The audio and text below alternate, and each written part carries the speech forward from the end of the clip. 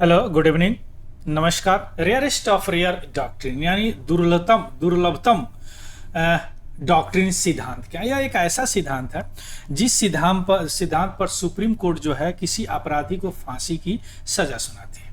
Clear? Supreme court. अब यहाँ पे यह डॉक्ट्रिन हमेशा विवाद में रहा है और अभी जो यह विवाद हुआ है, क्यों? क्योंकि हम यहाँ पे दो केस की चर्चा करेंगे, है ना, और उसमें देखेंगे कि रेयरेस्ट ऑफ रेयर में क्या, यानी एकदम दुर्लभतम ऐसा क्राइम बहुत कम होता है, एकदम घृणा वाला क्राइम हो तो उसको बोलते हैं रेयरेस्ट ऑफ रेयर डॉक्ट्रिन, यानी वैसे क्राइम को फांसी का सजा दिया जाता है। लेकिन अभी हाल ही फिलहाल में सुप्रीम कोर्ट ने दो ऐसे अपराधी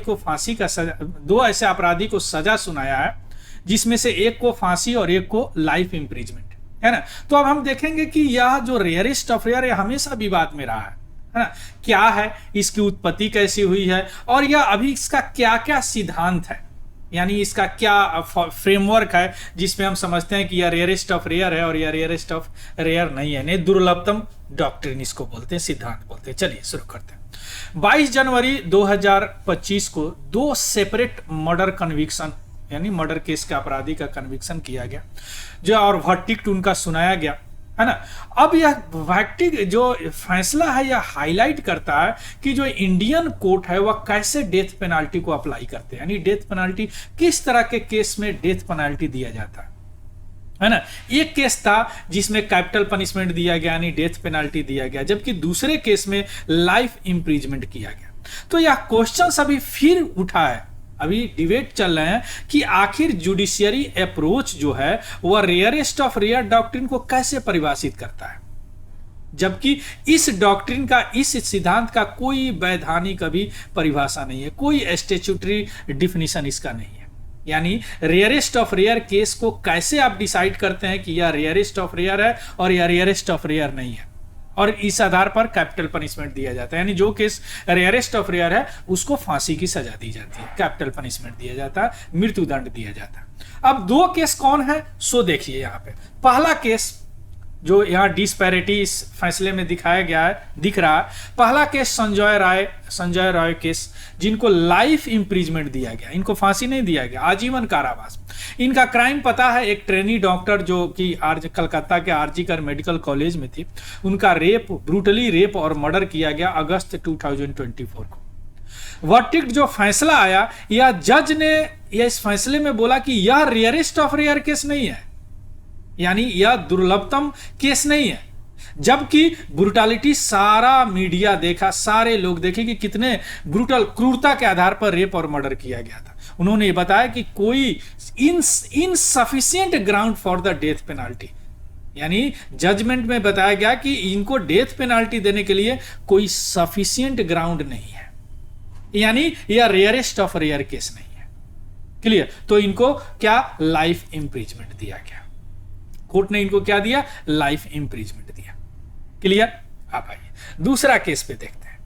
दूसरा केस है शेरोन मर्डर। ये दोनों को उसका जो फैसला है एक ही समय आया, इनको दिया गया डेथ पेनाल्टी। अब क्या है, शेरोन क्या है, इनकी जो पार्टनर थी ये है क्या बोलते हैं, शेरोन राज, है ना। ये है ग्रीष्मा ये है जो इनकी पार्टनर थी। उनको धीरे धीरे इन्होंने काफी दिन तक जहर दिया, आयुर्वेद दवा वगैरह में मिला के जहर वगैरह दिया गया इनको, और 11 दिन के बाद अचानक इनका मल्टी ऑर्गन फेलियर हो गया, बहुत सारे ऑर्गन फेलियर हो गए, जिनके कारण इनकी मृत्यु हो गई। बाद में न्याटिंकारा कोर्ट जो है, या वह कोर्ट इस एक्ट को रेयरेस्ट ऑफ रेयर एक्ट में क्लासिफाई किया और इसको फांसी की सजा सुनाया गया। यानी उन्होंने या इसलिए रेयरेस्ट ऑफ रेयर का कि प्री मेडिटेशन, यानी पहले से योजना बना के और इनके ट्रस्ट को धोखा दिया, इनके भरोसे के साथ धोखाधड़ी किया, इसलिए ये रेयरेस्ट ऑफ रेयर केस है। और ये शेरोन राज के जो मर्डरर थे, इनको जो है क्राइम ग्रीष्मा को क्या किया गया, फांसी की सजा सुनाई गई। अब देखिए ये दोनों केस में रेयरेस्ट ऑफ रेयर यानी कोर्ट के नजर में क्या होगा, यह आया जो जहर खिलाया और यह जो ब्रूटली रेप और मर्डर किया, उसको इन्होंने कहा कि नहीं, ये तो कोई ग्राउंड ही नहीं है डेथ पेनाल्टी का, या कोई रेयरेस्ट ऑफ रेयर है ही नहीं। कोर्ट ने ऐसा बोला। अब यह सवाल होता है कि रेयरेस्ट ऑफ रेयर जो अभी बोल रहे हैं दुर्लभतम, यह आया कहां से, तो थोड़ा सा बैक चलते हैं, है ना। सबसे पहले 1972 के समय में ऐसा हुआ कि भैया डेथ पेनाल्टी किस आधार पे दिया जा रहा है, और दूसरी बात डेथ पेनाल्टी देने से बहुत सारे फंडामेंटल राइट जो है लोगों का हनन होता है, जैसे 19 हो गया, 14 हो गया, 21 हो गया, है ना, ये सब का हनन होता है। तो Jagmohan Singh versus state of UP में सुप्रीम कोर्ट ने बोला कि नहीं, डेथ पेनाल्टी का जो कॉन्स्टिट्यूशनलिटी है वह आर्टिकल 21 के तहत बरकरार उनको रखा, यानी राइट टू लाइफ, लेकिन कोई गाइडलाइन अब नहीं दिया कि किसको डेथ पेनाल्टी दिया जाए। यानी इस कंसर्न को सुप्रीम कोर्ट ने क्या हुआ, वो डिसमिस ही कर दिया, कि बताया गया था कि हाँ फंडामेंटल राइट का हनन होता है, सभी लोग पहुंचे थे सुप्रीम कोर्ट में। क्लियर। किसमें? 1972 में Jagmohan Singh versus state of UP. बाद में 8 साल के बाद एक और केस आया, Bachchan Singh versus state of Punjab 1980 में। इसमें सुप्रीम कोर्ट ने यह डॉक्ट्रिन स्टैब्लिश किया, रेयरेस्ट ऑफ रेयर, जो अभी भी चल रहा है, रेयरेस्ट ऑफ रेयर। लेकिन 1980 में इन्होंने रेयरेस्ट ऑफ रेयर क्या होगा इसका कोई डिफिनीशन ही नहीं दिया। व्हाट क्वालिफाइज रेयरेस्ट ऑफ, किस घटना, किस तरह के अपराध को रेयरेस्ट ऑफ रेयर बोलेंगे, या डिफाइन नहीं किया सुप्रीम कोर्ट ने 1980। क्लियर। 1972 में या एक आंदोलन के रूप में चला, बहुत सारे पिटीशन फाइल हुए कि हाँ थोड़ा सा एक्टिविज्म वगैरह भी चलने लगा कि भैया डेथ पेनाल्टी, क्योंकि बहुत सारे ऐसे कंट्री है बीच में जहाँ डेथ पेनाल्टी नहीं है, क्यों डेथ पेनाल्टी देना, यानी फांसी की सजा क्यों देना। सुप्रीम कोर्ट ने इनकार कर दिया, बोला कि नहीं, इस कंसर्न को ही उन्होंने डिसमिस कर दिया।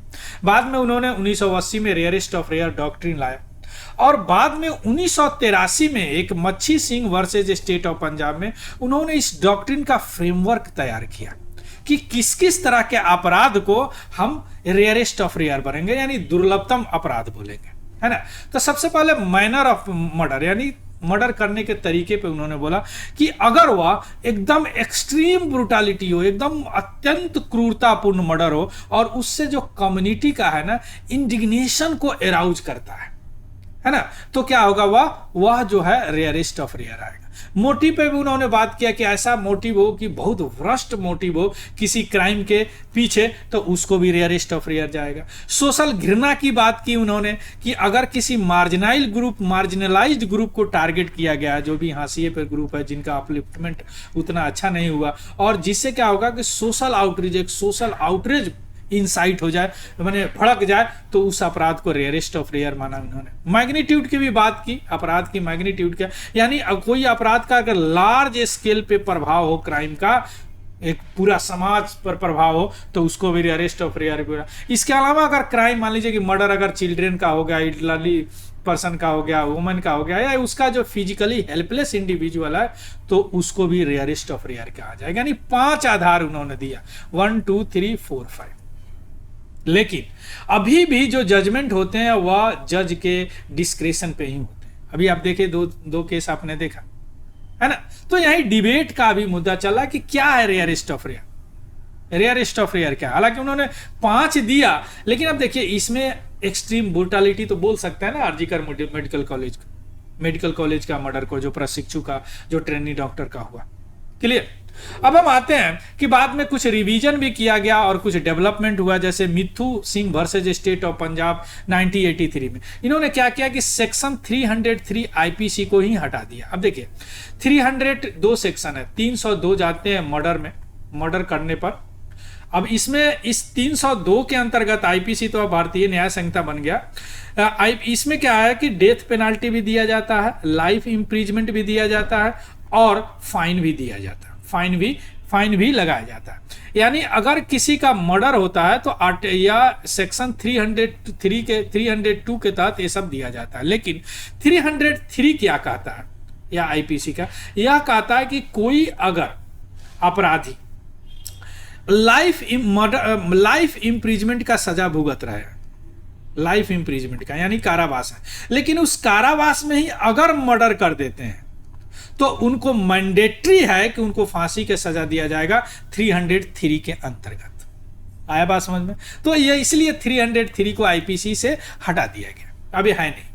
तो सुप्रीम कोर्ट ने बोला कि 303 नहीं, उनको भी मामला चलेगा या 302 से ही, है ना। यानी मर्डर केस जो होगा लाइफ इम्प्रीजमेंट में, वो भी देखा जाएगा 302 आईपीसी से, है ना। जबकि जुडिशियल डिस्क्रेशन अलाउ किया उन्होंने। क्लियर। सुप्रीम कोर्ट का रेफरल सितंबर 2002 में उन्होंने एक कॉन्स्टिट्यूशनल बेंच को रेफर किया है कि भाई इस तरह का जो स्टैंडर्डाइज करे हेयरिंग का, मिटिगेटिंग सरकमस्टांसेस का, यानी उनका यह एम था कि एक यूनिफॉर्म अप्रोच बनाया जाए कि रेयरेस्ट ऑफ रेयर केसेस क्या होना चाहिए, एक पैरामीटर बनाया जाए, एकदम डिफाइंड पैरामीटर कि हाँ इस अपराध के लिए रेयरेस्ट ऑफ रेयर है, इस सरकमस्टांसेस के लिए रेयरेस्ट ऑफ रेयर माना जाएगा, यानी दुर्लभतम माना जाएगा। क्लियर। अब इसका कंक्लूजन क्या हो जाता है, यह जो अभी डॉक्ट्रिन है रेयरेस्ट ऑफ रेयर डॉक्ट्रिन, इसमें स्टैट्यूटरी डिफिनीशन नहीं है, कोई वैधानिक डिफिनीशन नहीं है ना, यानी अभी भी यह जुडिशियल विशेषाधिकार पे ही काम कर रहा है। डिफरेंट केस और डिफरेंट वर्डिक्ट हो रहे हैं जो कंट्राडिक्ट कर रहे हैं, जैसे आपने देखा अभी 2 वर्डिक्ट है ना, तो डिबेट की भी जरूरत है इसमें, जो यह डिबेट रेज करता है। यानी ऐसा उम्मीद किया जाता है कि फ्यूचर में सुप्रीम कोर्ट का कोई फैसला जो है इसमें क्लियर गाइडलाइन प्रोवाइड करे, यूनिफॉर्मिटी प्रोवाइड करे, क्या रेयरेस्ट ऑफ रेयर केस में। क्लियर। इसका पीडीएफ हमारे टेलीग्राम चैनल है तिवारी जनरल स्टडी, वहां से आपको मिल जाएगा, वहां से देख लीजिएगा, उसको भी ज्वाइन कर लीजिएगा। और अगर इंफॉर्मेटिव लगे तो प्लीज लाइक, शेयर और सब्सक्राइब जरूर कीजिएगा। Clear. So thank you, have a good day and happy learning. Thank you very much.